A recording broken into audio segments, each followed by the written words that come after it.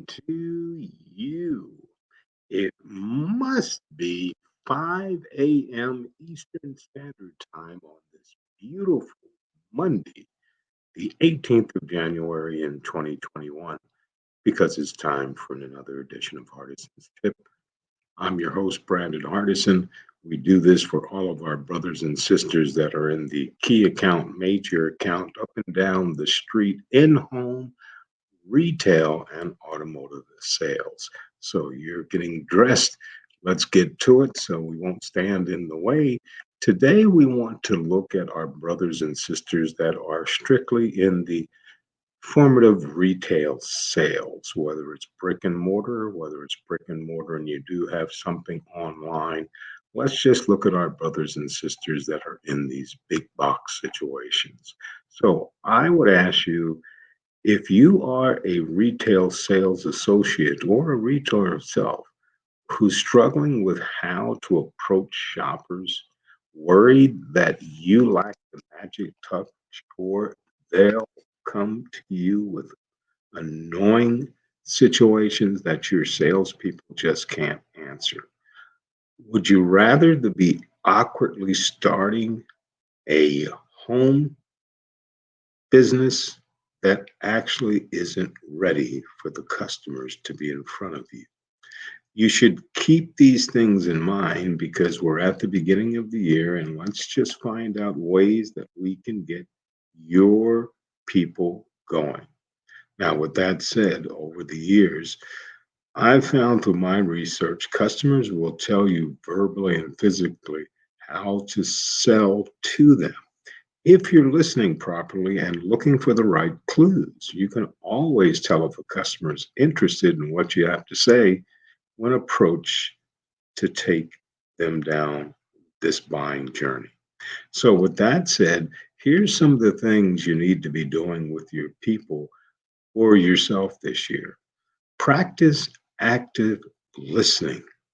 Active listening just isn't about standing in front of a customer silently.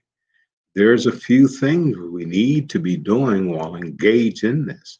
The most important of that active listening is to not form a response while the customer is speaking.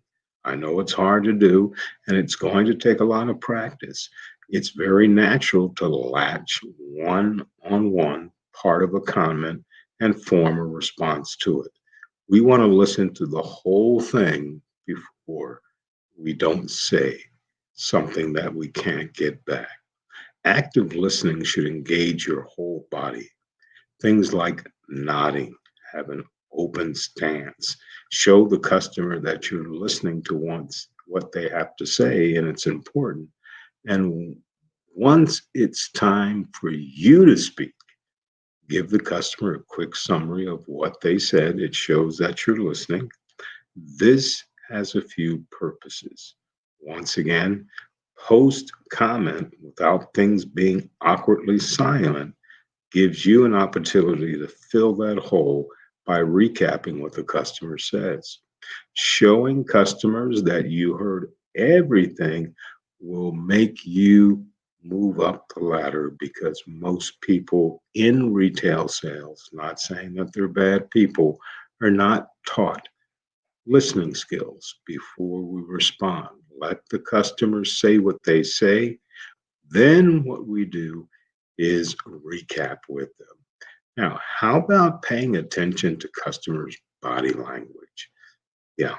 Along with active listening, you should be practicing active looking. Yes, I just made that term up, but people will betray and say a lot of things in this industry. But active listening along with active looking will give the customer something that they haven't seen but hoped for in a retail setting.